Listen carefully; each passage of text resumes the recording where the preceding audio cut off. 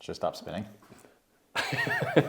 What is the ideal gravel geometry? How slack should the front end be? How much tire clearance should you have? How much slope should you have in the top tube for a frame bag or seat post movement? These questions prompt more questions, but here to help with clean, crisp answers is the veteran tech maestro himself, James Huang. You'd have all tidy answers to all these questions, don't you, James? I mean, we certainly can provide people with one specific set of numbers that will work for every single person. But I mean, I can certainly do that, but I'm a little confused because like I don't know, I thought I was coming here for breakfast. Like, where are the snacks? Oh, that's a bait and switch, man. Classic bait and switch. We're gonna dig into breakfast later. We'll also dig into head tube angle, handling, fork rake, trail, what James calls the all-important handling number, the trail number. We'll talk about tire clearance, of course. You gotta talk about tire clearance for gravel. Talk about the back end stuff. How long should chainstays be? How much width should you have back there? How that affects front derailleur if you're still into that old-timey but still quite functional stuff. Old-timey. It's for some. We'll talk about stack and reach. We'll give you some specific numbers of what we like and why, and then some general guidance. One tool that I find to be quite handy is the bike geo calculator. So I'll put a link to that down below so you can plug in your own numbers of the bike you have currently, and then if you're looking at other bikes, you can put those numbers in and compare and contrast. The site also shows you some handy ways to measure stuff, like put the rear wheel against a wall and then measure from there and measure from the floor to get your number. So it's just a handy tool, and it also shows very well how all the numbers affect each other. So you put on a bigger tire, that's gonna affect the trail. You tighten up in one place, it could make something out longer. This video is supported by Silca, which has a new version of the ultimate sealant. A couple new things here. One, it lasts for more than 6 months, and two, you can pour it in through the valve sims. The existing sealant was great in that it can plug big holes. That still stays here with the foam fiber. There's a bunch of recycled carbon fiber bits in here. The downside to that was you had to just pour it directly into the tire. You couldn't put through the stem. So more on that in a bit. How'd that taste, Ben? It tastes delicious, James. Well, that's what your breakfast is. I hate to kind of spoil the surprise. This deal's getting worse and worse. Getting paid in sealant shots for breakfast. Dear God. Now let's dig into the numbers. Let's start with up front with the handling. All right, well, I would say that no conversation about frame geometry or handling in general, and certainly gravel bikes, the number that people, or the thing that people talk about a lot is trail. So if you're not familiar with what trail is, essentially if you were to draw an imaginary line through the direct center of your steer tube and just point that straight to the ground, and then drop a plumb line from your front hub axle that straight into the ground. The distance, the linear distance on the ground between those two lines where they hit, that's your trail dimension. And generally speaking, if you have a shorter trail dimension, that means you've got quicker handling up front. If you've got a longer one, you've got kind of more stable, slower handling. As far as gravel bikes go, usually they kind of stray between like the low mid 60s in terms of millimeters, and they go up to, I think the most I've ever seen is like 93, which is kind of more mountain bike territory, but by and large, it's more like anywhere between mid 60s and mid 80s these days. A couple things that impact that trail number. Head tube angle, the slacker it is, the longer trail gets. That makes sense. And often, head tube angle is something that we'll speak to. Of, like a 73 is very steep for gravel. Like a 70 is pretty anymore. Right. I was just saying. Yeah. So like a 70 is like relatively slack, and slack means more trail. Yep. Exactly. Fork rake is another number that is, the shorter the rake, the longer the trail, and vice versa. Yes. Yes. Yeah. That's one of those. Like you have to. It's kind of counterintuitive. Yeah. So and fork rake, that's more getting into the weeds of numbers, but that is one thing that influences it. And again, like I strongly suggest that you check out this geo calculator so you can fidget with the different numbers. Tire size is another thing that influences trail. So if you take a common question is like, well, will this bike work for road and gravel? My answer is always like yes, caveats. And one of them is the tire width is going to affect handling, not just like how much squish you have, but if you go from a 28 mil road tire to like a 50 mil gravel tire, Your bike might feel a little different. that's going to feel different because that will effectively increase the trail also. So again, that bike, that wheel diameter number, including the tire, is something that you can plug into the calculator and play with there. So Yep. long preamble to the short question, which is, what is the ideal trail number for gravel, sir? Blue. Blue. There you have it. Thank you and good night. We can get to James's shots for breakfast now. As far as handling characteristics go, I mean, it really is largely a matter of personal preference. So I think the reason why we see such a huge range in terms of what sort of trail dimensions we see is because people just like different things. Like a lot of the gravel bikes that are out there, they're kind of still based on cross bike geometry. And you'll have, that's when you'll see a lot of those figures in the low 60s. Something like that new Cannondale Super X or like a Cervelo Aspro, those typically will have trail dimensions in the low 60s. And they'll feel pretty like nimble and agile up front. Like they'll feel almost like kind of darty. But then you have other bikes that have kind of a little bit more mountain bike inspired geometry. And they'll have longer trail figures of, like I said, kind of like in the low 80s oftentimes. And if you want a more stable feel, something that's a little bit less, something that kind of feels a little bit more like you can kind of just like point for something in the distance and just sort of like hold on for dear life and go. Yes. That's kind of more what you get with those longer trail dimensions. It's again like more mountain biking, more stable. Yes. So it kind of depends on what you want. Yes. Like where you live and how you like to ride. That's the question I kick back to the people's question of like, what's the best thing? What's the best tire? What's the best handling? I'm like, I don't know. And that's, I think, what makes gravel so endlessly fascinating is there's so much variety to it in terms of terrain and style of riding. For me, I try to skew more towards what you were talking about, like the twitchier, nimble feeling. That's kind of what I guessed, actually. You know, like stuff, and I'm just looking off screen here at my cheat sheet of bikes that I like in terms of trail. And yeah, it's definitely, you know, like the biggest, the longest trail bike I've ever ridden, Evo Chamois Hagar's 93. Like it's like the longest one in existence. Long. You know, it's just, you can just feel the front wheel drive. And yes, when like doing the point and shoot down stuff, when I'm in over my head, over my skis, as they would say in terms of ability, like that's a calming thing. Which is what it was designed for, in fairness. Yes. Another version of that, the Argonaut, Ben Farver, his ideal gravel geo is not crazy long, but it is pretty slack and a pretty long trail figure. And his thinking is that for gravel racing, often where the difference is made is on sketchy downhills. And that when you're going uphill, like the engine is what the engine is, right? Like handling isn't going to play a huge factor there. But when you're pointing down, pucker factor is a thing. And the less pucker factor, ideally, the faster the speed if you play the racing game. And I buy it, like philosophically, that makes sense to me. Sure. I buy into that. Yeah, and either way, I mean, going fast, even if you're not racing, turns out it's still fun. Yeah, I guess, you know, it's like some of the more adventure gravel bikes, you know, looking like the BMC Urs 77, Lauf True Grit 76, to me feels sleepy. So, but back to the Argonaut thing, I agree philosophically with Ben Farver's take on that. And going down on sketchy stuff, that feels great. However, like a lot of what I do is on pavement or pretty smooth dirt, and then like when I'm, especially when out of the saddle, it just kind of feels floppy and slow. Well, I guess I'm sure you could like measure that, quantify that, and there would be zero difference. But emotionally, well, no, I don't like think it would be the zero thing. difference because that is something that we haven't talked about yet, which is this thing called wheel flop, Yeah. which you don't hear about that often, but it's definitely a thing. Yeah. Very creaky chair here, Ben. Here, let me put some sealant on that. And like, yeah. Sorry, folks. Don't move, James. Don't move. I am fidgety, Ben. Sorry. Anyway, wheel flop. So that is basically sort of how much the front end of the bike kind of wants to just sort of like follow, like how much the bars just sort of like want to like fall over. Yeah. Like if you were to take a bike and hold it by the saddle, hold it dead upright, nothing's going to happen up front. But if you lean it over to the side a little bit, how much does that front end want to just flip over? So that's a little bit of a rough measure or rough indication as far as wheel flop goes.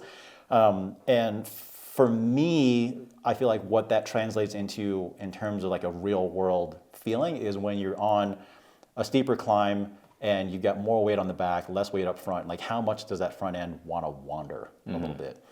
And as much as that longer and slacker front end gives you that stability going downhill, it also can make it feel a little wandery, especially if you're going up something particularly steep. So that's kind of something that you have to balance to some extent. Like on a mountain bike, a lot of times companies will offset that by putting in a steeper seat tube angle. So like it affects the weight balance. So you still get that stable handling, but because you're able to shift a little bit more of your weight up front, like you kind of counteract some of that wander. But that's again something that you have to think about. Another thing that we haven't talked about at all is the reach of the frame and stem length. Yeah, but before we go there, I want to pin you down on a number or a number range, sir, of ideal trail. If you're saying the trail is the holy grail of numbers, what for you, given all the previous caveats and the caveats still to come, what is that good range? While you're thinking about that, for me, it's sub 70. And that, quick and dirty. If you're quick and that's how I roll. Head tubes would probably be like 71 to 72 for me, and coming in with a trail for a 40 or 45 mil tire, like just this side of 70 mils. So like so you're basically 67, 68, 69. Yeah, you're basically looking for like a road bike with fat tires. Yes. Knowing that it's going to feel squirrely when I need it most not to feel squirrely. That seems counterproductive, Ben. It is. For me, I will say I have owned bikes at either end of that spectrum, and I like them for different reasons. And because we always talk about, again, gravel being existing on this spectrum of like, perfectly smooth dirt versus the underbiking thing. Yeah. If I had to choose one, so I personally own a Santa Cruz Stigmata, and that one's got a trail dimension in like 82 or 83 or something like that. Yes. And it runs a fairly short stem, like a 70 or 80. And I like that personally because I feel like I can basically do whatever I want on it. It is a little bit more, you do have to have kind of like a more aggressive lean and sort of counter steer up front if you're doing a lot more like road-ish riding, like coming down some tight switchback, that sort of thing. Yeah. But ultimately, that's not really the sort of gravel riding that I do primarily. So for me, that makes the most sense. But at the same time, like my old Allied Alpha All-Road, I wouldn't really necessarily consider that a gravel bike now because that thing will only clear like a 35 or something like that. It's like an old gravel bike almost. Yes. Back in the day, we rode 30s and we loved it. But that one's got a trail dimension like the mid 60s, somewhere around there. And for a lot more of like the smooth dirt road riding that we have around here, if it's like a mixed terrain ride where I know I'm going to be doing a bunch of pavement and some dirt, then a lot of times I'll take that bike out because again, like it feels quicker and more agile, more responsive, but like it's more like sports car-y. Yes. I guess that's sort of more like my rally car gravel bike sort of. Had Spencer Pallison in here a couple weeks back, and he has a similar thing, but doesn't have a gravel bike. Has an all-road bike, and then gets into mountain bikes. And so it's like, fast and twitchy over here, and if it's going to be chunky at all, like let's do mountain biking. Yep. And that's again that's why gravel is so funny because it's in between. Right. And some people, but it occupies a big space in between. It has a big space, yeah. And some people want to have multiple bikes, and some people want to have one bike that does all the things. Still can't have one bike that does all the things. And take it from Mr. N-1, who's here to tell you, if I'm here to tell you, if you haven't already subscribed to his newsletter, by all means, what are you waiting for? Get out there and do it. You can read some stuff for free, right?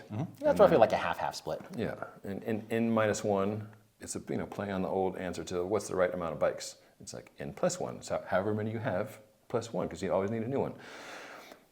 James and his new newsletter, the part of the process is to tell you, what's cool and what he likes and what he could recommend to you, but also like what you shouldn't waste your money on. So yeah, it's sort of just like a general philosophy that you don't necessarily want to just like keep adding. Like you sort of just, you should have what works for you. And then like if you want to get something on top of that, sure. But as far as like, it doesn't make sense to just keep piling on. If you're piling on, to me, that means that what you have now maybe isn't what you actually want or isn't quite suiting you well.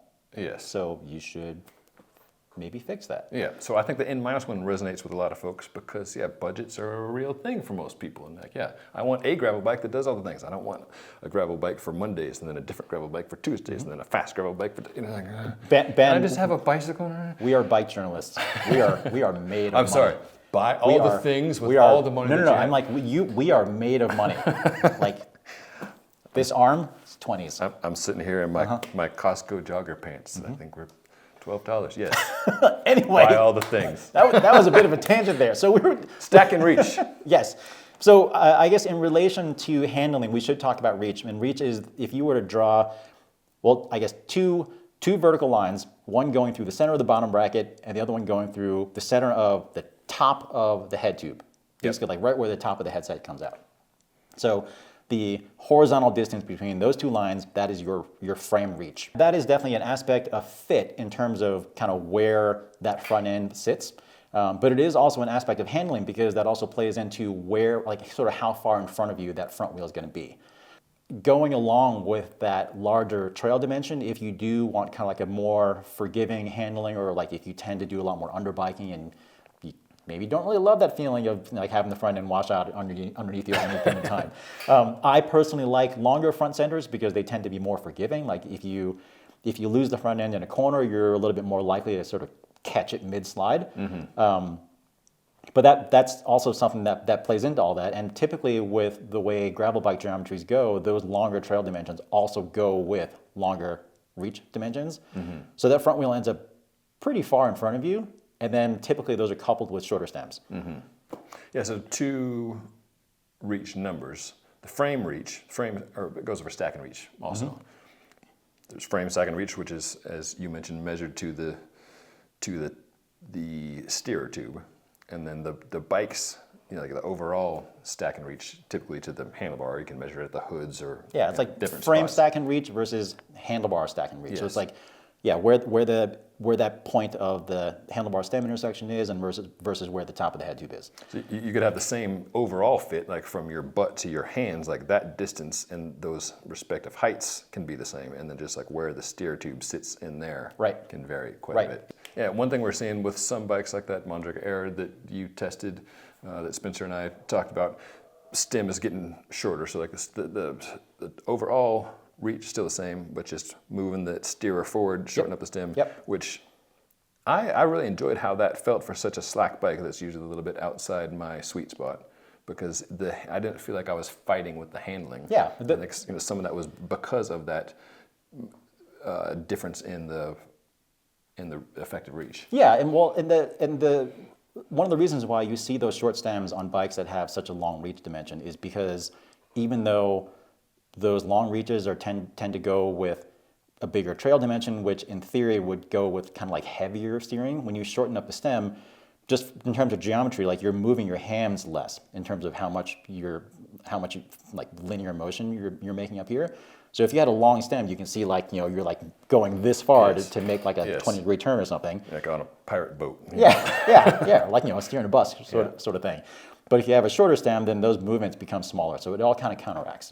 On the previous discussion, I wanted to pin you down on numbers. With stack and reach, those are so dependent on body size and frames. Like, I don't see that as being a useful thing. So you're off the hook. I'm not going to chase you on a number range there. Yeah, but I will say that, I know what numbers that I like, but that comes through a lot of trial and error and having the benefit of having ridden a whole bunch of different bikes. But this is an area where it is really helpful to go to a shop where you're considering a few of the bikes that they're carrying, or like go to a demo event or something like that, and sit on a bunch of different bikes, ride a bunch of bikes. It doesn't even have to be for that long of a period of time. But try and sit on a bunch of bikes, even like your buddy's bikes or something. But try and just sort of experience a bunch of different bikes and get a feel for what a certain trail dimension feels like, or what a certain stack and reach feels like. Because again, I can evaluate all that stuff on paper. I can try and do that for other people, just by having a little bit more of an understanding of what those numbers mean. But again, I've only come to the conclusion of what I like because I've been able to ride all that stuff. Yeah. So all you need to do is be like James. Do the job for That's not 20 what I plus mean. years, test hundreds if not thousands of bikes. No, that was teasing. One thing that has been handy, not for the active handling part, but just for an overall fit, has been indoor bikes. Oh yeah. You and I were sitting on Zwift rides yesterday, and those are handy because you can mess with your stack and reach, and that's more just like of a body feel. Yeah, but you can do that's that. a handy way to like go on feel and then quantify instead of like looking at charts and being like, hope it is like. Totally. Yep.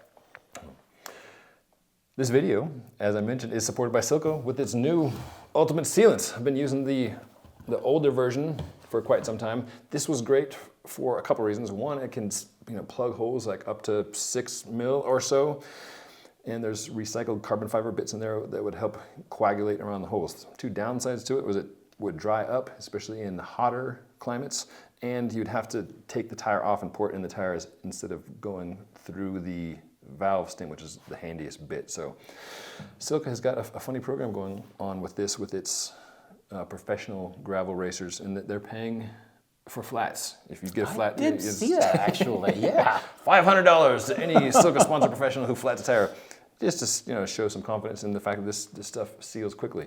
It's a couple new. There is a small print there, Ben. Like if you get a flat, they'll pay you a quarter, but you have to pay for shipping. Got a new sealant injector. It's a handy way to measure how much is going in and put it in there. Comes in 3 different sizes: the liter, the half liter, and then you got your wee little bottles handy for traveling. What's that in freedom units? I don't know. I can't do math, man. I'm a liberal arts kid. What are you talking about? As always, you can save 10% on Silca stuff. Click that link up there, or I'll put it down below. Use the code The Ride with Ben 10.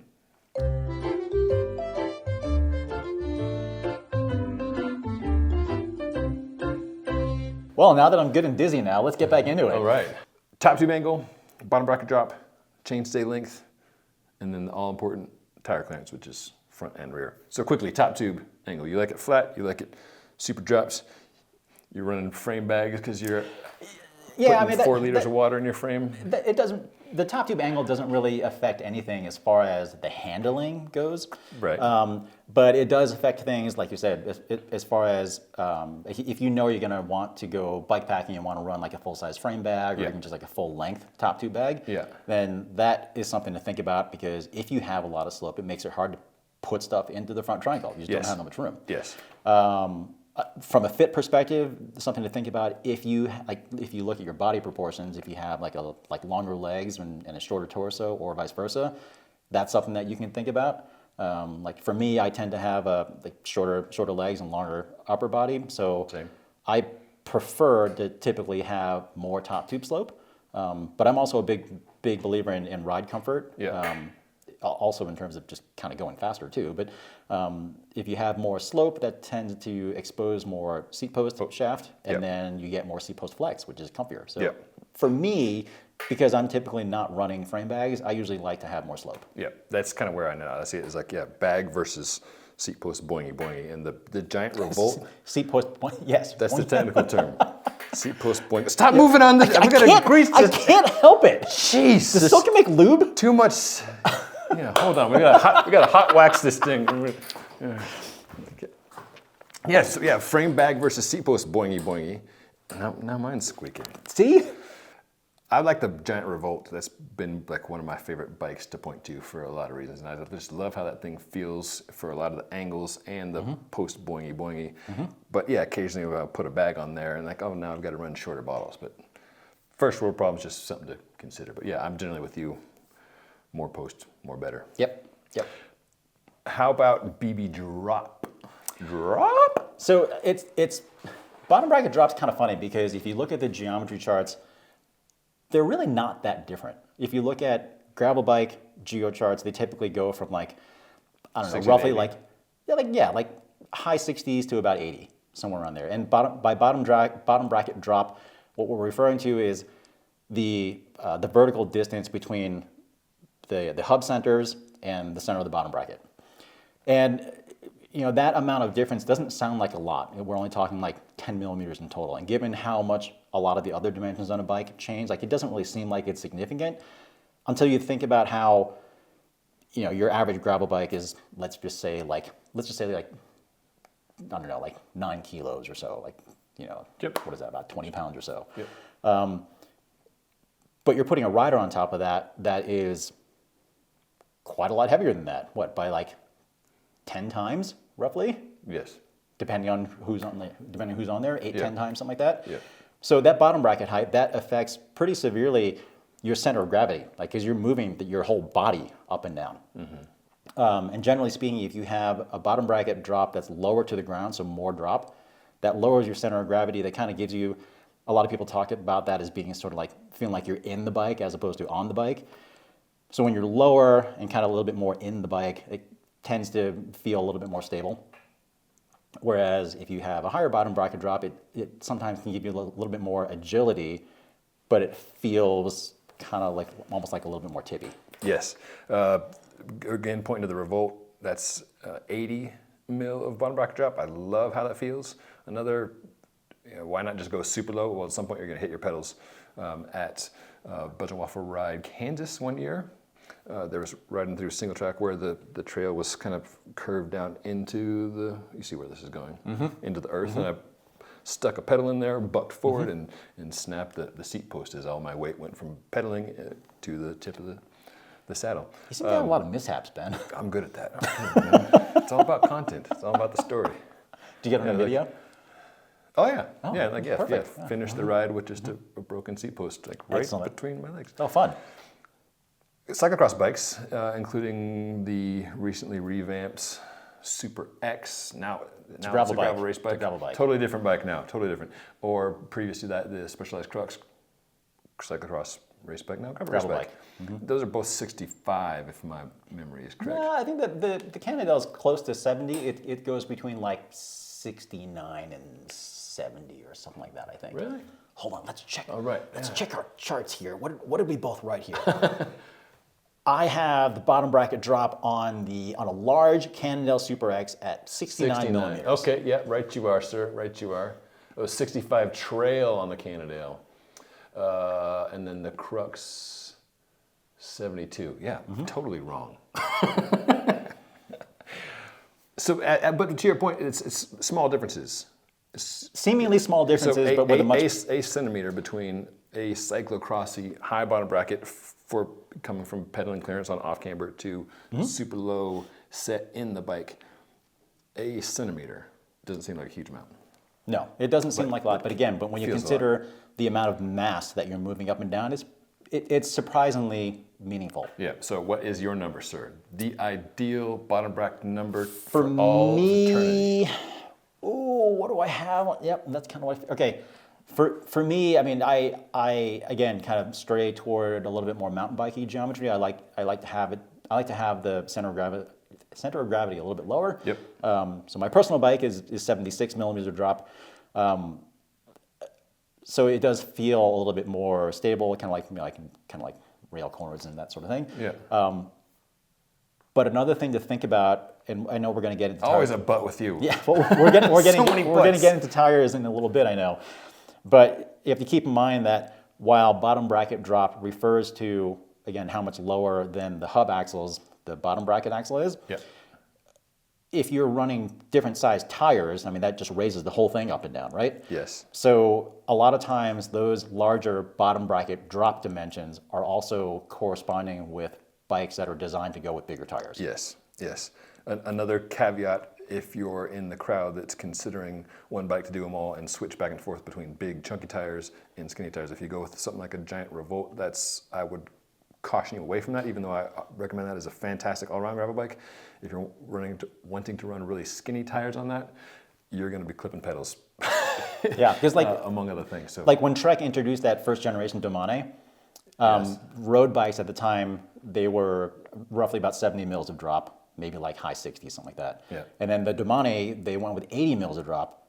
So that bike was definitely particularly low, and endurance road bikes at the time, like a 28 mil tire that was huge. big, It was massive. enormous. Yeah. So those pedals were pretty close to the ground, Yeah. which made that bike feel pretty stable. But like you really wouldn't want to use a Domane in a crit race. Yes. Yes. Would not go well.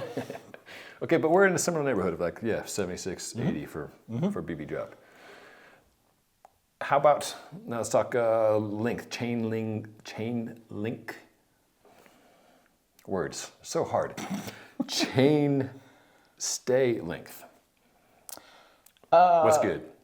I think, generally speaking, if you want to go with more agility, you kind of want a shorter rear end. And that to me is not so much more because specifically the back end is shorter, but it kind of just makes the bike overall shorter. Like I kind of almost think of it as like in my head like a boat. So if you have like a little speedboat that's pretty short, you can turn pretty quickly, right? But if you're running like a cargo ocean liner sort of thing, It's a 47-point turn. it takes a while to get that thing turned around. Yeah. So I mean that's obviously an extreme example, but you can think of that same analogy as applying to a bike, and it does matter to a degree. It depends on, again, like how sensitive you are to that sort of thing. But as far as chainstay length goes, or a lot of times it's referred to as a rear center, gravel bikes, you're looking at somewhere like on the really short end, like 420 and change, and then longest end is usually like 440, somewhere around there.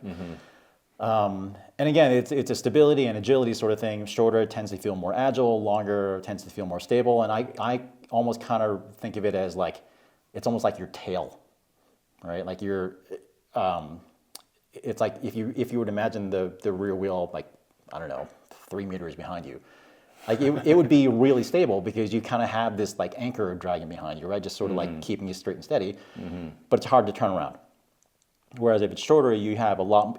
You're much more likely to kind of like to pivot pretty tightly. You can change quickly, but also external factors can cause you to change quickly. Yeah, right, right. Like I know we talk a lot about sort of that Urban Aero cargo bike that I have, and I don't run winter tires on that thing. But again, like the wheelbase on that thing is like literally 2 meters or something. It's maybe even more. It's massive. Yeah. And if I lose one end of that bike, it's pretty slow to snap around on you. So like a lot of times it's easier to catch.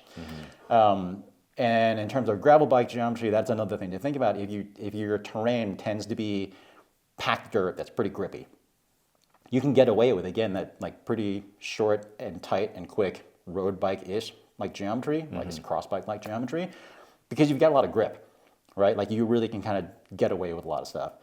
But if you tend to ride terrain that's pretty slick, pretty slippery, like, loose dirt, loose rocks, that sort of thing, you might want that extra length because it's a little bit more forgiving to slide around, because you're more apt to slide kind of linearly and like less rotationally. For you, what's a good number? Like 425-ish, somewhere around there. Yeah, yeah. But it doesn't matter that much. Again, like we're talking, people make a big deal about chainstay length, and for me, I find that to be the dimension in terms of frame geometry that's like least impactful, as far as like the current range of what's out there. Yeah, and just jumping on different bikes, that is one that's probably, unless there's a huge difference, that the hardest to feel immediately. Like the trail you can feel pretty darn quickly. Yep. Huge ranges in tire pressure, you can feel it pretty quickly. But yeah, that one's a bit vaguer. Coming back to the Revolt again, they've got a flip chip in the back, and that goes from 425 to 435. And the shorter one, its tire clearance is 45. Add a centimeter, and you can officially do like a 2.1 or a 55. Folks have squeezed a 2.2 in there, and that's kind of a Goldilocks in some ways of like having your cake and eating it too, but you can't eat your UDH cake there. So you getting in the weeds here with spec, but they opted to keep that ability to change chainstay length over being able to have SRAM's new universal derailleur hanger. Yeah, which is interesting because on paper that adjustability sounds nice to have. I don't know anybody who actually adjusts their chainstay length, certainly not with any sort of regularity. Like if a lot of times that sort of feature is included with this idea that you can have sort of like the 2 bikes in one. Yes. Like 2 different wheel sets and like tire sizes, like an Aero wheel set with skinnier tires and so on and so forth. I'm sure you people are out there, but there aren't very many of them. Yeah. I've seen some of the things like with Trek's ISOSpeed for a year or 2, maybe 3. They had adjustability underneath the top Stranglehold dropouts. and then they realized that's added complexity and Yeah, so up under the Sorry, I top thought two. you were going somewhere else with that. Yeah, oh, yeah, different example of like something that was offered for a while, and then realized like that's added complexity, added cost, Added weight. And in surveying their users, people are like, "Oh, really? I can change that?" No, I just left it as it was. For the Revolt, I thought about changing it once. One time was Oregon Trail gravel grinder when Carl Decker told me to put on 2.2s, and I didn't, but wished I had. And in that case, I would have liked to have a bigger bike. So that was a. Because what would Carl know in that terrain? Yeah, right? well, you just like race mountain bikes for living for 20 years, and you What, just do you live there? That's your home. And like test out tires. Don't I was like, oh, Carl was right. Oh, this hurts. But yeah, I didn't change it then, and never changed it. But just one more point of reference. Yep. Which leads us to the question of all, the hottest debated topic in the gravel nerd universe, which is tire clearance. It seems like every video I've posted in the last year or so, often playfully angry comments about tire clearance or No, legit angry. pop up there. Like, what do you mean? Yeah, This is pitchforks, everything. yes. What is the right number? What is the ideal gravel tire clearance number? I'm going to give you my standard answer, Dan.